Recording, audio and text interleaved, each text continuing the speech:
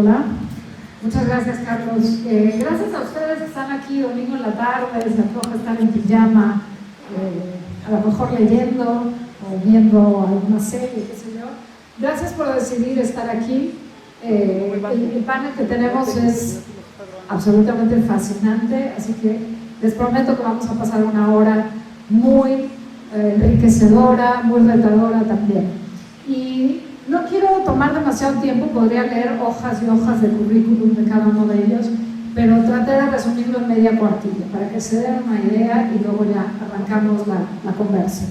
Carlos Briones, español, es doctor en ciencias químicas, es investigador, tenemos un retorno del sonido, si lo pueden quitar. Es investigador del Centro Superior de Investigaciones Científicas en el Centro de Astrobiología, que está asociado al NASA Astrobiology Program. Ahí dirige un grupo, fíjense qué cosa tan fascinante, que investiga el origen y la evolución temprana de los seres vivos, tanto como el desarrollo de biosensores para caracterizar la vida terrestre o buscarla fuera de nuestro planeta. En estos días que estamos con que se pospuso el lanzamiento de Artemis y demás. Posee una larga trayectoria en la divulgación de la ciencia como conferencista y colaborador en prensa. Es autor o coautor de libros como Orígenes, el universo, la vida, los humanos, el que está aquí afuera, Estamos solos, en busca de otras vidas en el cosmos, y Genes, escribiendo el guión de la vida. Y una cosa que no puedo dejar de mencionar y subrayar y ponerle color fosforescente, escribe poesía y relatos. Con el libro De donde estás ausente, obtuvo en 1993 nada menos el premio Hiperión de poesía. Y mi colega y mi querido José Pepe Gordon, con quien tuve el enorme privilegio de coincidir en pantalla en la hora elástica de TV UNAM, hace ya, fue 2017, arrancamos. Es novelista, ensayista y traductor. Su trabajo en Canal 22 fue calificado por Tito Monterroso, creador del microcuento más famoso del mundo. Su trabajo, pues, fue considerado dignificante de los programas culturales de la televisión. Ha entrevistado, entre muchos otros, a Jorge Semprún, Amos Oz, George Steiner, Mario Vargas Llosa y David Grossman. Es creador de las cápsulas televisivas Imaginantes y en Canal 22 conduce y dirige, como todo México lo sabe, y si no lo sabe, no sé dónde adivino, La Oveja Eléctrica. Sí, está funcionando. Gracias. Sí, porque esa... Ups. Bueno, espero que este funcione mejor. Conduce y dirige La Oveja Eléctrica, donde ha conversado con premios Nobel de Física, de Química y de cuánta cosa. También es curador del Aleph, Festival de Ciencia y Arte de la UNAM. Es autor de varios libros, entre ellos El inconcebible universo, Sueños de unidad, y el texto de ciencia para niños, La Oveja Eléctrica y la memoria del universo. Y además conduce la serie de cápsulas televisivas Colisionador de Ideas, Ciencia y Poesía. Y su libro más reciente, Gato Encerrado, Fronteras del Cerebro. Si no lo conocen, sean adultos, adolescentes, niños o tercera edad, consíganlo. Es un libro en pop-up, Gato Encerrado se llama. Y para detonar la conversación, he estado pensando, los seres humanos somos seres históricos gracias al lenguaje. Si no tuviéramos lenguaje, no tendríamos manera de comunicar el hoy, el aquí, nuestras circunstancias, nuestras dudas, nuestro presente. Y tampoco podríamos, sin lenguaje, conocer lo que ha ocurrido en generaciones previas. Sabemos que la influenza española, no la influencia, sino la influenza, la epidemia de influenza española en 1918 marcó de manera muy importante la arquitectura. Le Corbusier se dio cuenta durante ese encierro que las casas, en fin, uno se habitúa a ver las cosas y ya no las nota. Él se dio cuenta que los hospitales, los nuevos hospitales para enfermedades respiratorias en ese momento, tenían superficies muy lisas, estaban muy ventilados, tenían luz. Los hogares, en contraposición, eran oscuros, digamos, desaseados y con superficies rugosas donde se escondía la mugre. Le Corbusier propuso una nueva forma de arquitectura y de mobiliario más acorde, digamos, con los hospitales. Eso lo cambió la influenza española de alguna manera.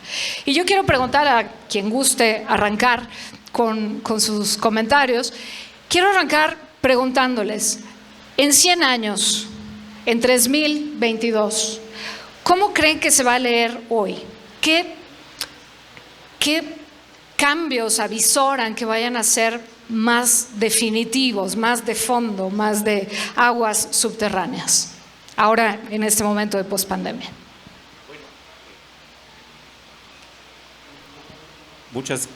¿Se oye? Sí. Muchas gracias.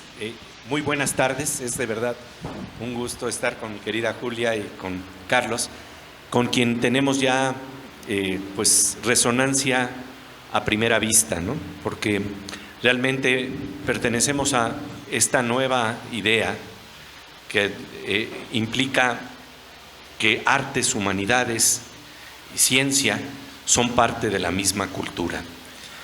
Y en este marco, cuando planteas de qué manera va a marcar esta pandemia el desarrollo de nuestro futuro, creo que el problema es que estamos ante lo que a veces ocurre con las tragedias, que nos permiten abrir las corazas por un momento para intercambiar más corazón, más inteligencia, y enseguida se vuelven a cerrar. Entonces, no sé si va a ser un momento definitivo en el paisaje del conocimiento, pero creo que sí lo que hace es ponernos a reflexionar sobre qué es lo que podría abrirnos a otras posibilidades, porque ciertamente creo que esta pandemia en particular, la forma en que afectó a todo nuestro planeta, nos señala como nunca que todo está comunicado con todo. Como decía Heráclito de Éfeso, todo está relacionado con todo, todo afecta a todo. Pero realmente me parece que el problema es que si lo entendemos nada más desde un nivel superficial, no estamos verdaderamente respondiendo en forma orgánica a lo que quiere decir este conocimiento.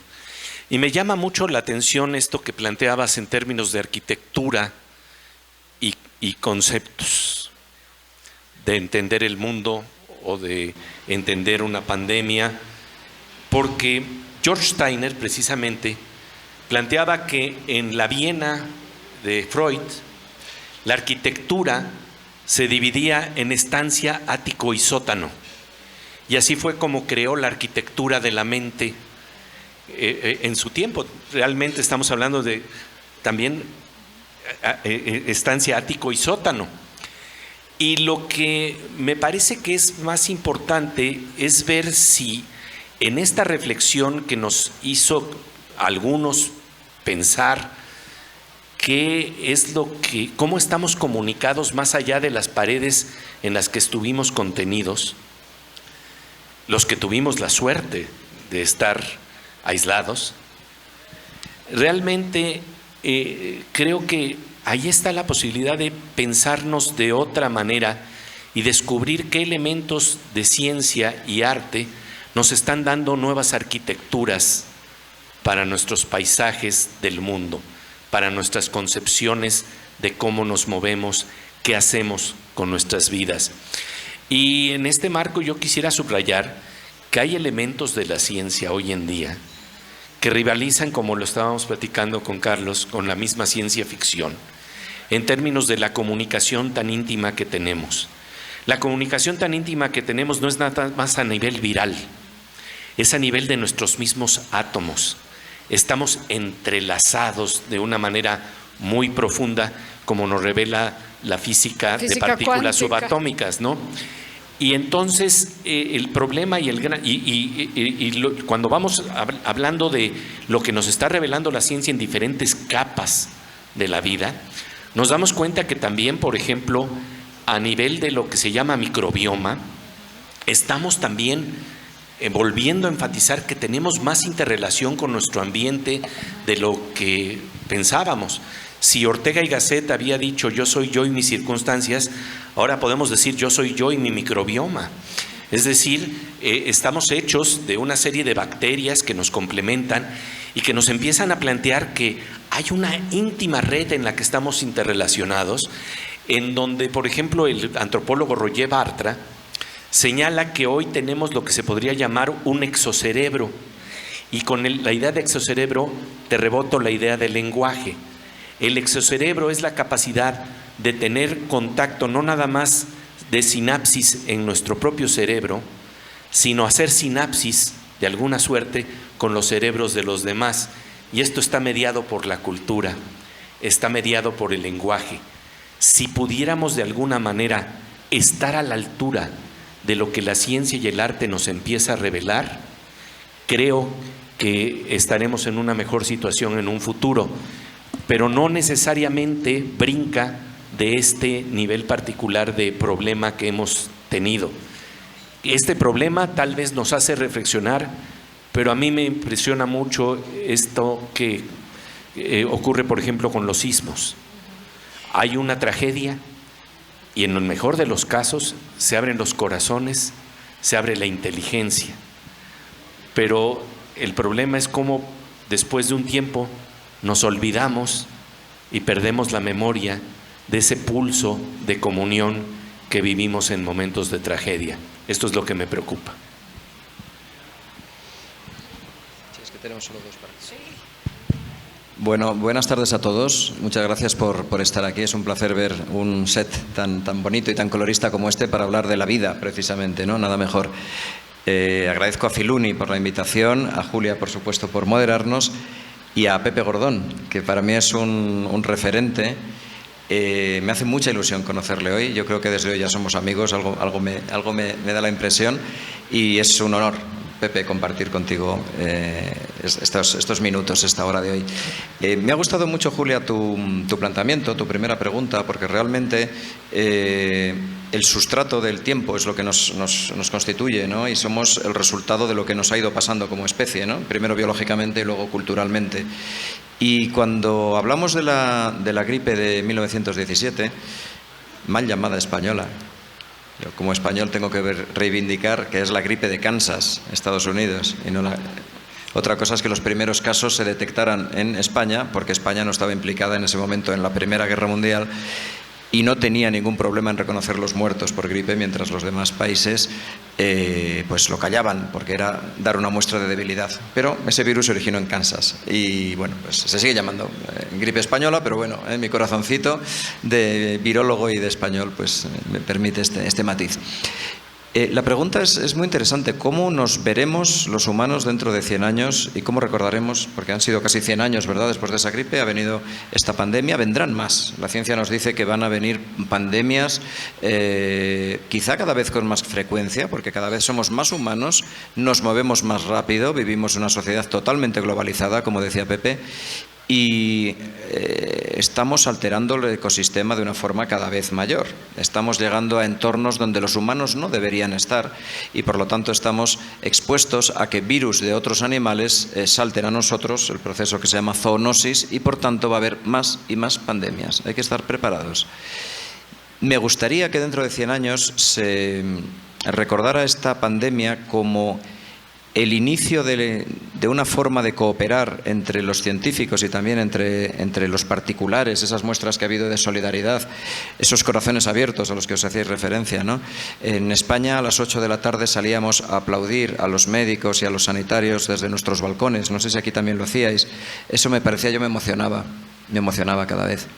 Se da el caso que mi esposa es músico, es flautista, travesera, y todos los días o cada 2 días salía también a tocar, a endulzar un poco la vida de los vecinos que no podían salir de casa, ¿no? Y veíamos caras en las ventanas y en los balcones de vecinos del bloque de enfrente a los que no habíamos visto nunca. Por primera vez nos mirábamos a la cara, ¿no? Digamos. Yo vivo en Madrid, en una ciudad que, como toda gran ciudad que os voy a contar a los que vivís en Ciudad de México, pues está un poco deshumanizada, ¿verdad? A veces no somos como los pueblecitos que todos nos conocemos. Me gustaría que se nos recordara como ese momento en el que nos empezamos a mirar, que empezamos a colaborar, que los países empezaron a colaborar también, aunque luego vino el egoísmo y luego vino, como hablábamos con Pepe al venir, la acaparación de vacunas, en particular por los países ricos, porque primero nos salvamos nosotros y luego ya se verá, ¿no? Aquello de que el capitán es el último que salta del barco no se ha cumplido. El capitán es el primero que se vacuna, ¿no? Eso, ha habido casos muy vergonzosos. Me gustaría que recordáramos la parte buena. Y por último, me gustaría que recordáramos esta pandemia como el triunfo de la ciencia. La ciencia y la tecnología nos permitieron estar mucho menos solos. Imagínense ustedes los solos que hubiésemos estado si no hubiésemos tenido Internet. Si no hubiésemos tenido la posibilidad de ver a nuestros familiares, a nuestros mayores a través de videollamadas, de hablar, de incluso compartir copas de vino virtual que hacíamos entre los amigos en España, por ejemplo, cada uno abría su botellita, brindábamos frente a la cámara del ordenador, ¿no? La tecnología nos ha permitido estar menos solos en un momento de gran soledad. Y la ciencia y la tecnología definitivamente nos han salvado la vida con las vacunas. Nos han salvado la vida. Nos ha salvado la vida la ciencia, no las creencias, ni las supercherías, ni la anticiencia. No, ha sido la ciencia, la investigación, la colaboración. Me gustaría que esta pandemia, dentro de 100 años, se recordara como el triunfo de la ciencia y que a partir de esta pandemia confiemos en los científicos, confiemos en que las soluciones vienen de los laboratorios donde hay personas trabajando muchos años en silencio, nunca suficientemente bien financiadas, pero que cuando hay un problema real aportan soluciones. Eso sería mi aportación. Quisiera añadir otro elemento a esto que mencionas, la tecnología, la ciencia y el arte. ¿Qué hubiera sido de nosotros sin ver conciertos, sin escuchar música, sin leer, sin ver películas, manifestaciones artísticas que nos mantuvieron lo que cada quien buscara, distraerse, contactarse con otros, recordar, compartir, en fin. Y sé además que no estoy diciendo nada nuevo porque ustedes dos trabajan sobre justamente la vinculación, la interdisciplina, jalar distintos hilos que no son distintos pero conceptualmente se conciben. No, ¿qué tiene que ver la ciencia con el arte? Tiene todo que ver. Se plantea preguntas, busca justamente los resquicios, las fracturas donde no se ha explorado para encontrar algo ahí. Ese es uno de los presupuestos de la ciencia y uno de los presupuestos del arte. Y tengo otras preguntas, pero quisiera retomar lo que mencionabas ahora, Carlos, que es una pregunta que tenía más adelante.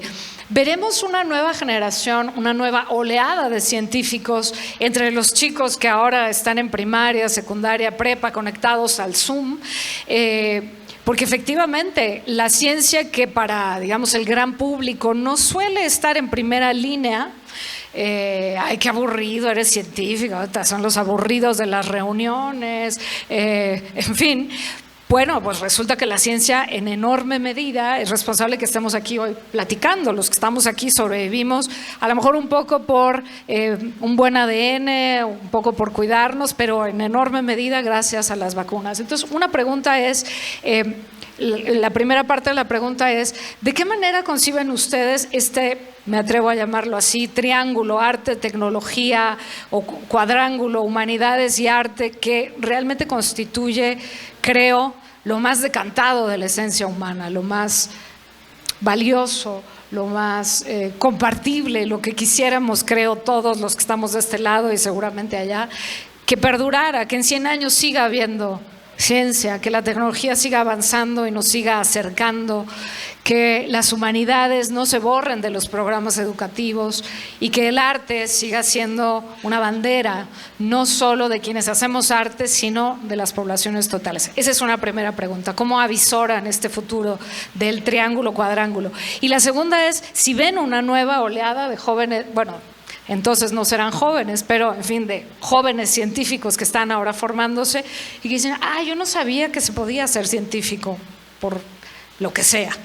Quien quiera responder y en fin.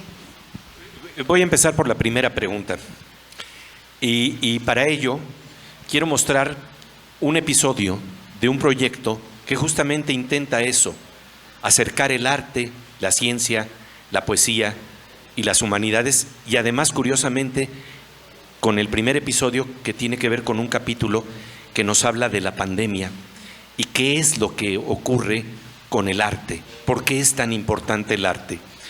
Este proyecto se llama Colisionador de Ideas, que sigue de alguna manera la pauta que nos dan los científicos en el Gran Colisionador de Hadrones en Ginebra, Suiza, en donde se echan a circular partículas subatómicas a velocidades increíbles, casi cercanas a la de la luz. Nada más para darnos cuenta de lo que quiere decir esto en términos de asombro. Un anillo de 27 kilómetros, se ponen a girar las partículas y le dan 11.235 vueltas por segundo a un anillo de 27 kilómetros. Y claro, cuando chocan las partículas, porque la probabilidad de que choquen partículas que tienen espacios enormes entre sí, para saber lo que quiere decir un choque de partículas, es como si desde Madrid estuviéramos echando un disparo de una bala de cañón, vamos a ponernos antiguos, y que desde Veracruz, en la ciudad, en nuestro país, en México, también disparáramos una bala de cañón y se encontraran a la mitad del Atlántico. Entonces tienes que hacer circular millones y millones de partículas para que colisionen. Y lo mismo ocurre con las ideas. Tienen que colisionar ciencia y arte, tiene que colisionar ciencia y poesía, porque la idea es que los cerebros entonces salen burbujeando con nuevas posibilidades. Así como cuando chocan dos partículas subatómicas, lo que ocurre es que empezamos a investigar qué es lo que chocó, porque es tan diminuto que no sabíamos qué es lo que estaba ahí adentro. Lo que ocurre con las ideas también tiene una naturaleza similar. Y entonces lo que estamos haciendo es un proyecto que está en museos, va a estar además en diferentes museos y espacios de ciencia, pero también espacios poéticos, en donde vamos a tener una experiencia inmersiva de 360 grados. Y el primer episodio aparecen dos personajes que nos habla precisamente de esta fusión entre ciencia y arte, cada una conservando su metodología y su rigor, pero de alguna suerte complementándose. Y aparecen dos personajes que son entrañables a nuestra cultura. Un gran investigador de virus y de procesos biológicos, amigo nuestro común de Carlos y mío, el doctor Antonio Lascano, y el otro, Gabriel García Márquez. ¿Por qué? Porque las ideas pueden colisionar más allá del espacio-tiempo. Esa es la maravilla de los libros. Realmente podemos charlar con Platón y su pensamiento y su cerebro está haciendo sinapsis de alguna manera con los nuestros, por lo menos con los nuestros sí es definitivo, de nuestra parte hacia Platón, quién sabe, pero de que su pensamiento nos está tocando, sí. Y entonces esto está pensado para espacios de 360 grados. Hicimos una simulación y les queremos presentar esto, nada más nos vamos a mover un momentito para que todos lo puedan apreciar. Y entonces adelante corremos el colisionador de ideas.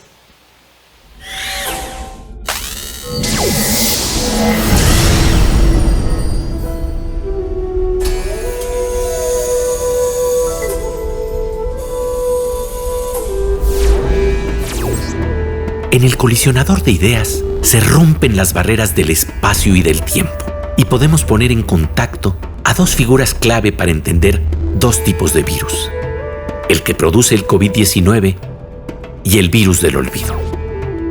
Encontramos al destacado científico mexicano Antonio Lascano y al novelista Gabriel García Márquez. A mí no me tocó eso del coronavirus. A mí me tocó el amor en los tiempos del cólera.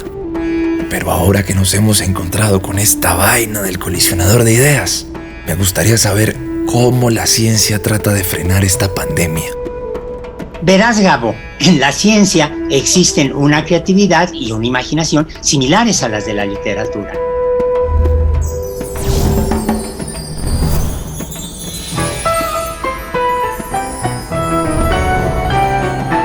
Tanto en las novelas como en la vida, hay secuencias de letras y palabras que pueden causar una tragedia. El biólogo Antonio Lascano le explica a García Márquez que a la ciencia también le interesan las letras, especialmente 12 letras que han cambiado al mundo. El genoma del virus que produce el COVID-19 tiene una breve secuencia de información que se vincula con su enorme capacidad de contagio.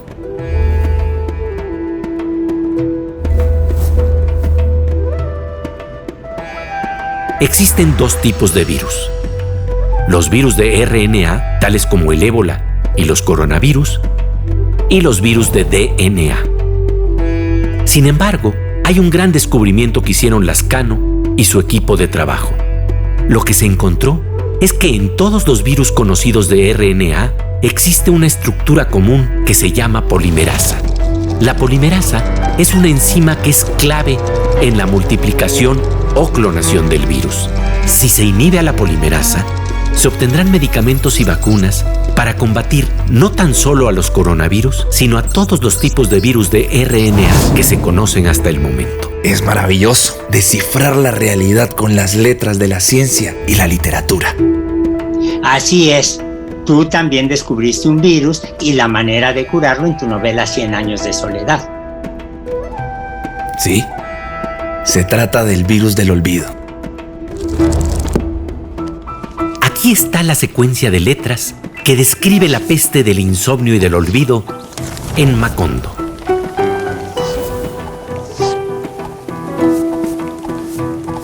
Lo primero que ocurrió es que se borraron las memorias de la infancia. Después, se empezaron a olvidar los nombres de las cosas. Para tratar de enfrentar este problema en el pueblo, empezaron a marcar con palabras todos los objetos. Pero la epidemia siguió creciendo. Luego se olvidó para qué servían las cosas. Y García Márquez cuenta con humor e ironía que entonces se tuvo que poner letreros que se colgaban, por ejemplo, en una vaca y que decían: esto es una vaca. Hay que ordeñarla todas las mañanas para que produzca leche, a la que hay que hervir para mezclarla con el café y hacer café con leche.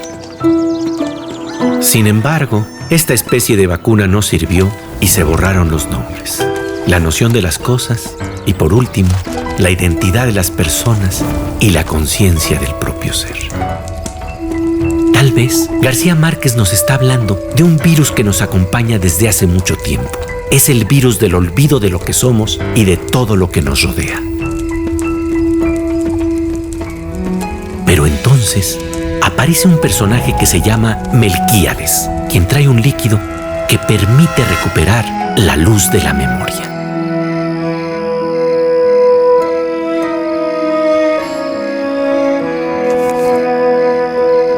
La luz que nos hace ver que todos estamos entrelazados y que la vacuna contra la soledad y contra el virus se logra al compartir conocimiento e imaginación, al ayudarnos entre todos para descubrir caminos inéditos de salud, cooperación y bienestar.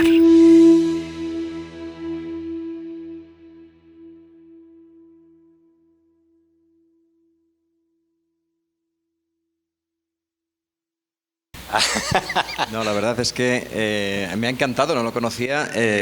Además, ver a nuestro común amigo Antonio Lazcano y a nuestro común amigo Gabriel García Márquez, porque ¿quién no es amigo de Gabriel García Márquez, no? Y a Melquíades, fabricante de vacunas. La verdad es que esto es una muestra estupenda de cómo la literatura, el arte, la ciencia, la imaginación, las nuevas tecnologías, todo eso se puede juntar para dar soluciones novedosas. Y que son soluciones que van de la mano de la cultura, porque una cosa que nos une a los tres que estamos aquí, y a muchos de ustedes probablemente, es el amor a la cultura. Y la cultura hoy en día no se entiende si no combinamos esos ingredientes: ciencias, humanidades y artes.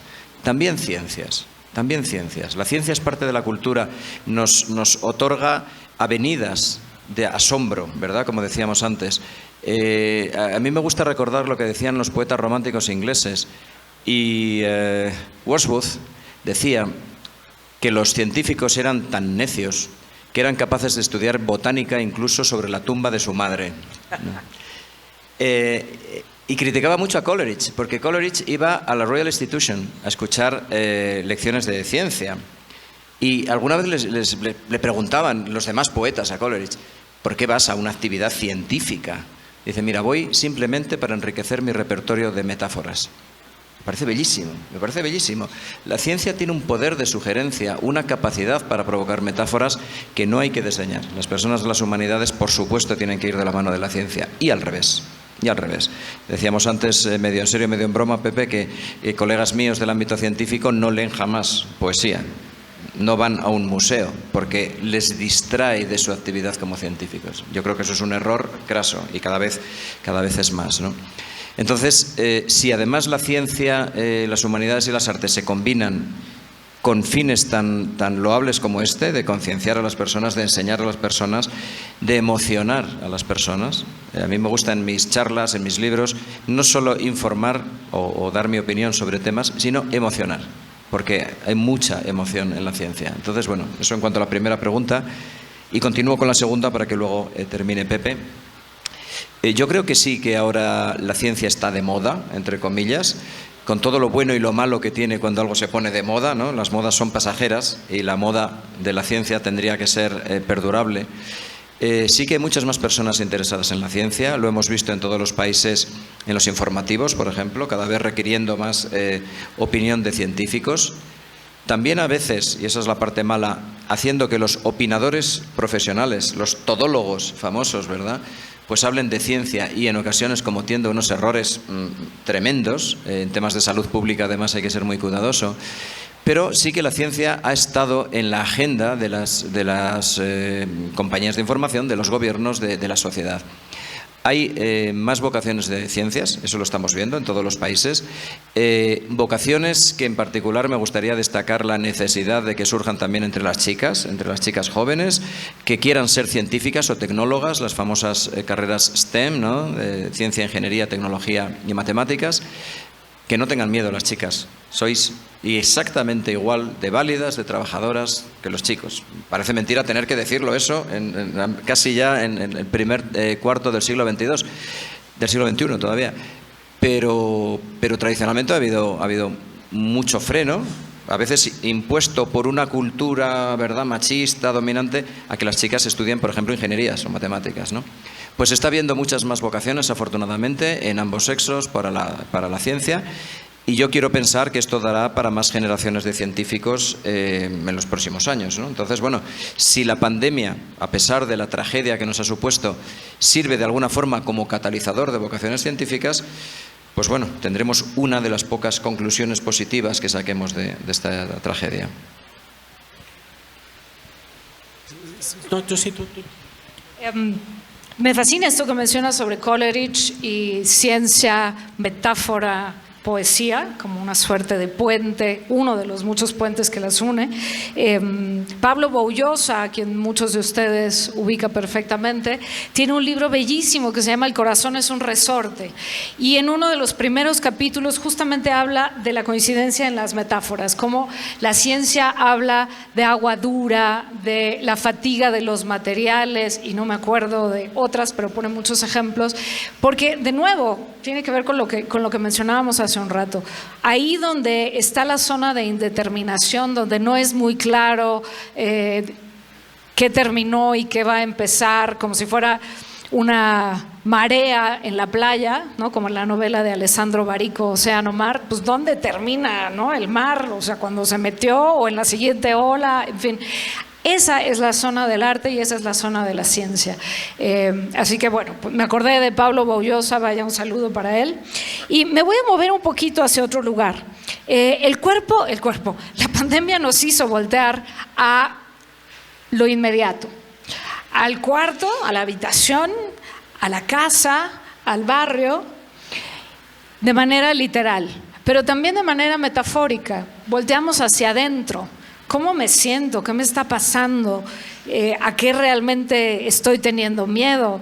Mucha gente, bueno, me tocó conversar con una persona que siempre decía que ya se quería morir y que le daba lo mismo, y con la pandemia dijo, no, espérate. Entonces, ¿a qué me estaba yo refiriendo? Nos volcamos en la reflexión, en mirarnos piel adentro. Y yo quisiera preguntarles, ¿creen que valoramos, dado que el tema de esta conversación es cómo valoramos o cuál es ¿cómo se llama? El valor de la vida en la pospandemia, exacto. ¿Creen que estamos valorando más o mejor o no? nuestros cuerpos supervivientes. Todos los que estamos aquí somos supervivientes de la pandemia, en mayor o menor grado. Y yo creo que eso ya tendría que ser digno de una ovación de pie. Todos aquí lidiamos de una u otra forma con el virus y aquí estamos. Tuvimos pérdidas, por supuesto, y las lamentamos, pero aquí seguimos, la vida se impuso. Y yo quiero preguntarles, ¿creen que estamos realmente valorando nuestros cuerpos supervivientes o los estamos dando por hecho como ha sido la tradición? Es muy bonita pregunta y creo que de nuevo tenemos que volver al problema de las situaciones límite o frontera, en donde de repente tienes que volver a valorar lo que es la vida, porque de otra manera vas en la corriente de los automatismos y entonces tienes el problema de que no aprecias lo que tienes. En este marco, la verdad es que si hay un problema, yo vuelvo a insistir en que es una oportunidad lo que nos plantea la pandemia, pero si la sabemos apreciar y si sabemos comunicar y hacer que colisionen las ideas importantes que necesitan circular en nuestra conciencia colectiva. Y esto tiene que ver con el hecho de poner a circular ideas que tienen que ver con el regreso a nuestra memoria, a la memoria de nuestra totalidad, que es una memoria que hemos perdido. Sor Juana Inés de la Cruz, en Primero Sueño, hablaba de su deseo de entender todo lo que el mundo, de lo que la rodea, ¿no? Es el sueño de querer comprender de un solo golpe, de una sola vez, todo lo que en el universo está ahí para tratar de abrazarlo y entenderlo. El Aleph de Borges es también esta misma inmersión en esa búsqueda de una unidad, de una nostalgia que tenemos, que es la nostalgia tal vez del absoluto, como decía George Steiner, pero no en términos que no sean verdaderamente orgánicos, profundos, sino que con esa capacidad de salir de lo que de las depresiones en las que hemos caído, porque yo creo que uno de los problemas es que recuerdo un poema hebreo muy antiguo que decía que en la soledad el ser humano se conoce. Hay quien encuentra depresión y tristeza y hay quien encuentra su ser. Y ese es el problema que nos está planteando la pandemia. La depresión, ¿caemos en la depresión o podemos llegar al encuentro del ser? Y en este marco hay algo muy interesante que nos propone el neuropsiquiatra Jesús Ramírez Bermúdez, un gran amigo y neuropsiquiatra mexicano, que acaba de escribir un libro que se llama La melancolía creativa. ¿Y qué quiere decir la melancolía creativa? Es el problema al que estamos sumergidos, en el que estamos sumergidos todos. Podemos tener dos respuestas ante esta soledad y este aislamiento y esta forma de tratar de salir del aislamiento. Y una de las respuestas es la depresión. Y la otra es el delirio, pero entendiendo por delirio salirnos del cauce. Salirnos del cauce para salirnos de los automatismos y volver a la corriente nocturna de los ojos cerrados, en donde de nuevo volvemos a poder vincularnos. Entonces yo creo que sí, para muchos de nosotros, para mí en lo particular, para muchos escritores amigos, tenemos que confesar que la soledad nos cae bien, así sea en pandemia. Esa es la verdad. Porque implica un encuentro con algo que ya estabas buscando como oportunidad de reflexión, de descubrimiento de tu ser y de recuperación de tu memoria, de lo que planteaba García Márquez. Porque hemos padecido mucho tiempo, más aún antes de la pandemia que hemos sufrido, otra pandemia terrible, que es la que tiene que ver con el virus del olvido de nuestras capacidades, de nuestras potencialidades. Y ahí yo nada más me quedo con un apunte que es el que me da esperanza. Cuando hablamos de galaxias, ahora que tenemos esas hermosas fotografías del telescopio James Webb, es fácil pensar que hay galaxias que tienen 100,000 millones de estrellas. Cuando pensamos en nuestro cerebro, Los científicos estiman que tenemos 100.000 millones de neuronas. Esto es prácticamente de hablar de que tenemos una galaxia en el cerebro. Y voy con un dato más y con esto voy a terminar. El neurocientífico David Eagleman decía que en tan solo 1 centímetro cúbico de tejido cerebral hay más interconexiones que todas las estrellas en la Vía Láctea. Tenemos ese potencial ahí, y ese potencial no puede impulsarse más que con la educación, con la viralización de la buena, que es hacer circular ideas poderosas que tienen capacidad de transformarnos gracias a la ciencia, gracias a la tecnología, pero gracias también al arte que de repente nos enseña cómo salir de una noche lluviosa. Me acuerdo mucho de una imagen de Amos Oz que es hermosa para hablarnos del poder de la cultura y de los libros. Decía que cuando estamos en una noche, en una tarde lluviosa, encerrados, que no está lejos de la metáfora de lo que ocurrió en nuestras vidas, es muy reconfortante saber que allí en los estantes hay novelas de Chekhov que nos pueden abrir la mirada. Y eso es lo que necesitamos como nunca, abrir la mirada, abrir las posibilidades que existen en nuestras galaxias, en nuestros cerebros.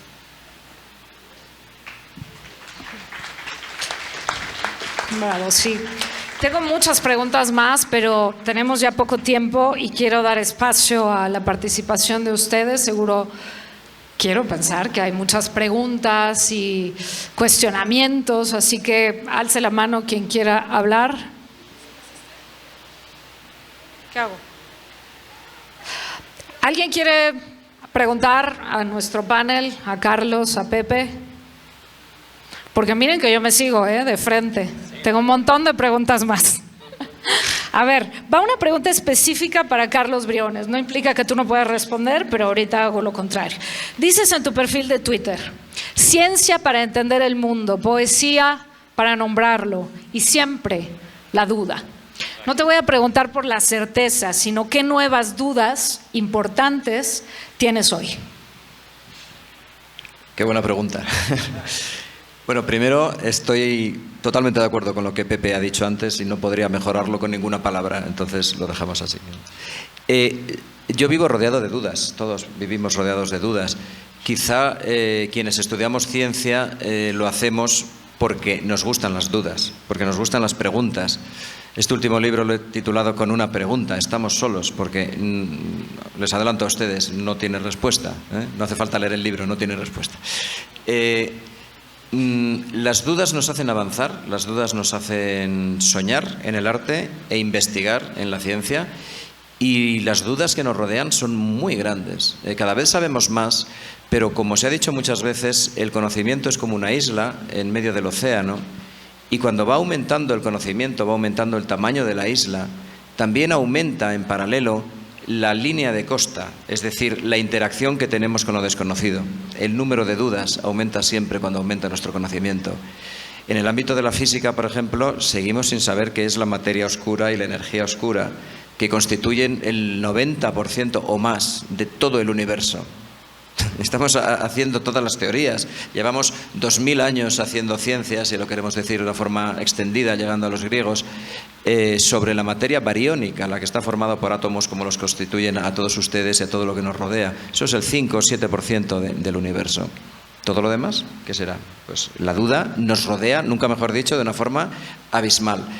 Si saltamos a lo más pequeño, también seguimos teniendo dudas. No hace tanto se descubrió el bosón de Higgs, que era uno de los invitados a la cena de las partículas fundamentales, que todavía no había llegado.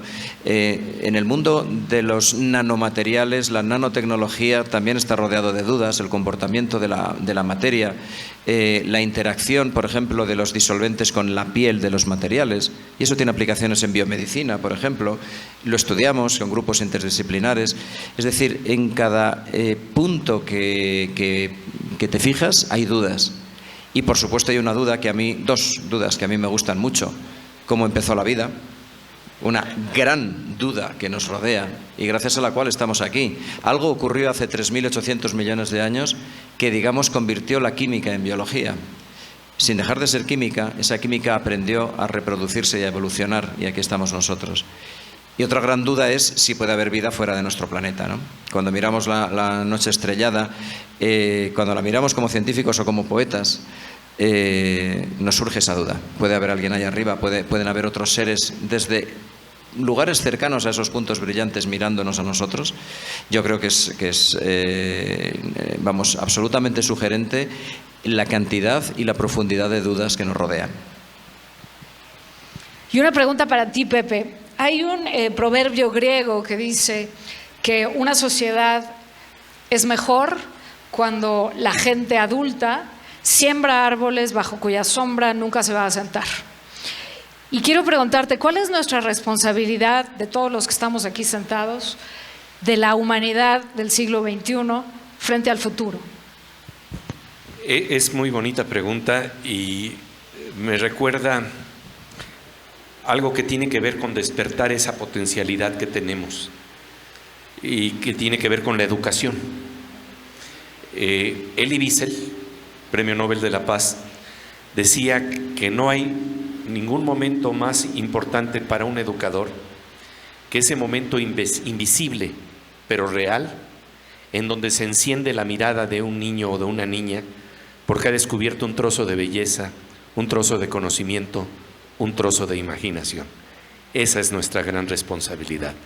Nuestra gran responsabilidad creo que es despertar ese asombro y esa curiosidad, y para ello se requiere precisamente usar de un lenguaje como el lenguaje poético que nos saca de los cauces comunes.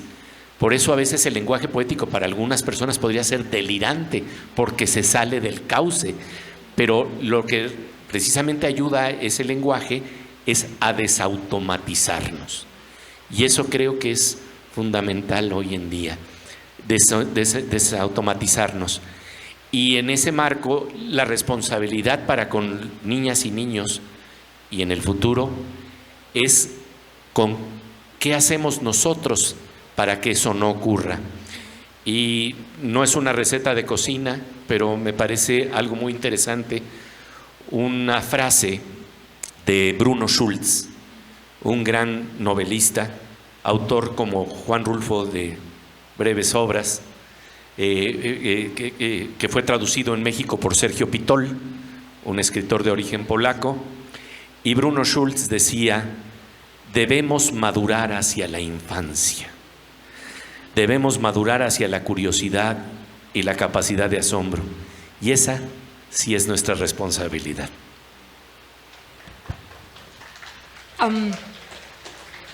¿Que hay alguien que quiere preguntar algo? Sí, adelante. ¿Qué tal? Buenas tardes. Espero no quitar mucho tiempo. Tengo dos comentarios que me gustaría compartir. El primero de ellos tiene que ver con el valor no solo de la vida, sino del trabajo, lo que nos hizo pensar la pandemia alrededor de esto. Debo de confesar que yo sentí envidia de los científicos. Tengo la fortuna de que uno de mis hermanos es científico, él es físico matemático, y yo envidiaba la emoción de su trabajo, de estar todo el tiempo como tratando de pensar nuevas cosas. Soy abogada y desde antes de la pandemia yo ya trabajaba para el sector farmacéutico, pero vamos, me idealizaba como un godín más, ¿no? En un espacio con cubículos pequeños, viendo un montón de papeles un día tras otro, un poco aburrido. Y en la pandemia creo que le di un valor diferente a lo que yo hacía, ¿no? Como eres un pequeño engrane en una maquinaria gigantesca en donde sin tu trabajo no puede darse algo como que las vacunas lleguen a un espacio, como que un presupuesto se asigne a una nueva investigación, etc. Entonces, esta primera pregunta o reflexión que me gustaría que ustedes ampliaran es cómo se ve ahora el valor del trabajo de las personas, ¿no? Porque nos clasificaron qué trabajo es de alta importancia y tiene que seguir, y qué trabajo puede hacerse desde casa o incluso puede detenerse en estas circunstancias extraordinarias como la pandemia. La segunda tiene que ver más con lo que comentaba, ¿no? De que los ricos al final son los primeros que se vacunan. Yo creería que hay ahí un problema difícil de resolver. Creo que los científicos en general tienen ese impulso no solo por generar conocimiento, sino por compartirlo, ¿no? Y en ese caso creo que la pandemia también ha significado ese compartir. Rompimos récord en generar una vacuna gracias a que diferentes mentes en diferentes partes del mundo compartieron los hallazgos que tenían, pero al mismo tiempo la industria considera que esos hallazgos son una de sus piezas más importantes y quisieran conservarlas, ¿no? Encerradas en el circulito que ellos controlan.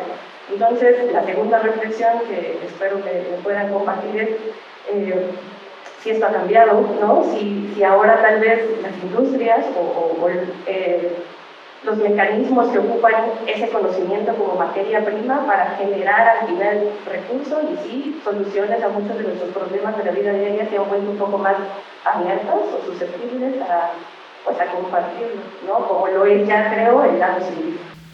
Si quieres responder cada uno una por cuestiones de tiempo. Muy buenos comentarios los dos. Además, me alegra mucho que una abogada venga a una charla en la que vamos a hablar de ciencia y de vida, porque eso es una forma de demostrar que las barreras no existen. Una persona de humanidades que sabe los problemas de la sociedad y cómo abordarlos con las leyes, pues es partícipe de estas inquietudes que tenemos, ¿no? O sea que gracias por partida doble. Sobre el trabajo, realmente yo creo que hemos aprendido a valorar el trabajo, la necesidad de muchos trabajos que nos rodean.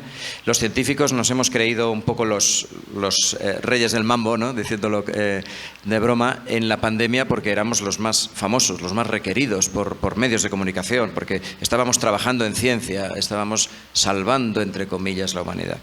Bueno, en el aspecto teórico, en el aspecto práctico nos han salvado los médicos, los enfermeros, las enfermeras, las médicas, los celadores de los hospitales, los que llevan la camilla, los que llenan de fuel oil los sistemas para que nunca se apague la luz ahí, los que nos venden manzanas en el supermercado, los que cocinan para nosotros. Quiero decir, al final todos hemos puesto nuestro grano de arena en que esta sociedad no se muera, en que esta sociedad no termine y que los hallazgos de la ciencia, como el primer escalafón quizá del conocimiento que nos ha salvado, haya acabado salvándonos.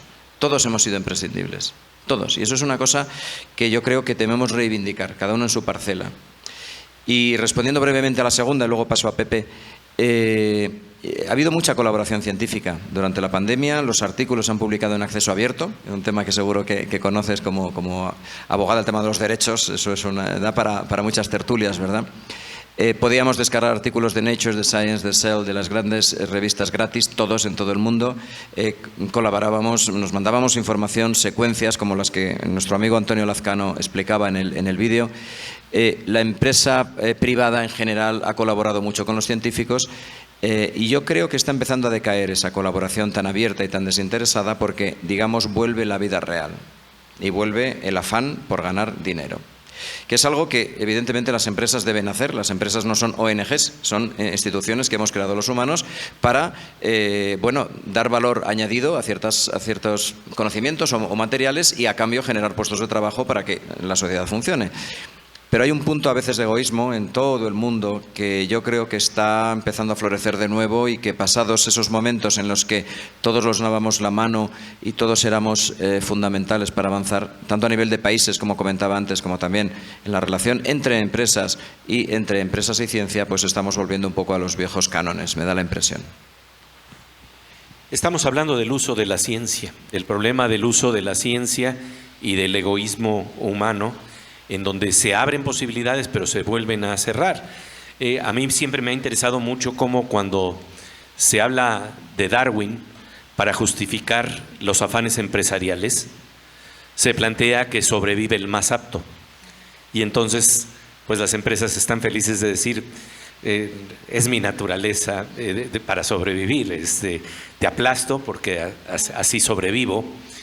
Y entonces entramos en una lógica en la que estamos destruyendo nuestros recursos, solamente tratando egoístamente de salvarnos. Pero lo que se olvida es que la ciencia, y Darwin también señaló que hay otro elemento para sobrevivir y se llama cooperación. Y resulta entonces que selectivamente le hacemos caso a la supervivencia del más apto, pero no nos damos cuenta que la cooperación es clave. Y entonces creo que como nunca es importante no quitar el dedo del renglón de lo que hemos aprendido en estos días, porque ahí está, a lo mejor en el fondo sigue la memoria de lo importante que ha sido la ciencia y lo importante que es el arte. La ciencia no para jugar a un cientificismo, sino para jugar a un pensamiento crítico necesario para resolver problemas basados en conocimiento y lógica. Pero por otro lado, el arte para no olvidarnos de la empatía, para no olvidarnos de la necesidad de conectar con el otro y que tenemos también neuronas en nuestro cerebro, en esa galaxia del cerebro, que nos sirven para acercarnos al otro. Y en este marco nada más quiero, para finalizar, plantear algo que señalaba Aldous Huxley. Si es cierto que la ciencia y el arte nos están abriendo la mirada a más dudas, a más preguntas, pero también un sentido más profundo de la interrelación que tenemos entre nosotros, se está dibujando tal vez una nueva arquitectura, regresando al término que tú estabas planteando en el principio, para guiar cómo y de qué manera podemos salvarnos a través de este intercambio de ciencia, artes y humanidades. Y decía Aldous Huxley: cuando nos sentimos dignos herederos del universo, cuando el mar fluye en nuestras venas y las estrellas son nuestras joyas, cuando todas las cosas se perciben como infinitas y sagradas, ¿qué motivo podemos tener por la codicia o la presunción o por la búsqueda de poder o las formas más tristes del placer? Entonces creo que ahí está la respuesta, pero lo que me parece esencial es que esto de alguna manera aparezca de forma orgánica, no como un atisbo intelectual, no tan solo como una emoción poética, sino como una comprobación de que el ser humano puede ser más que, como decía Yuval Harari, este gran historiador, decía: es que hemos confundido al Homo sapiens con Homero Simpson. Y conste que me gustan los Simpson, pero lo que estoy diciendo es que cuando estamos hablando de las potencialidades que tenemos, nos olvidamos que están también las potencialidades de un Aldous Huxley, de un Octavio Paz, de un Roger Penrose, y que son parte de nuestro legado, de nuestra memoria, y que las tenemos que volver a ser nuestras. Creo que esa es la clave.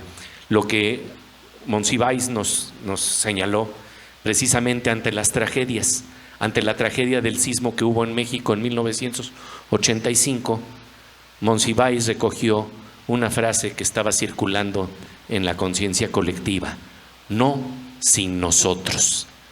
Y entonces la clave para este siglo XXI, si queremos sobrevivir, es cómo generamos nosotros.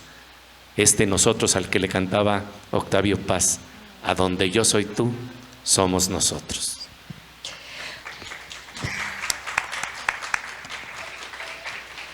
Pues ya estamos en sobretiempo, así que aquí cerraremos. Muchas gracias, Pepe Gordon, Carlos Briones, gracias a ustedes por estar aquí. Es un verdadero orgullo, un privilegio para mí estar aquí moderando esta mesa con dos monstruos en la acepción positiva, que también tiene su acepción negativa, pero originalmente es positiva, seres únicos. Y quiero cerrar con algo que tú escribiste, Carlos. La vida se impone, la vida es resiliente y busca caminos. Y creo que efectivamente el valor de la vida, ya no sé dónde me lo pusieron, el valor de la vida en la pospandemia es que la vida sigue. No mi vida, no la vida de la gente que yo quiero, la vida.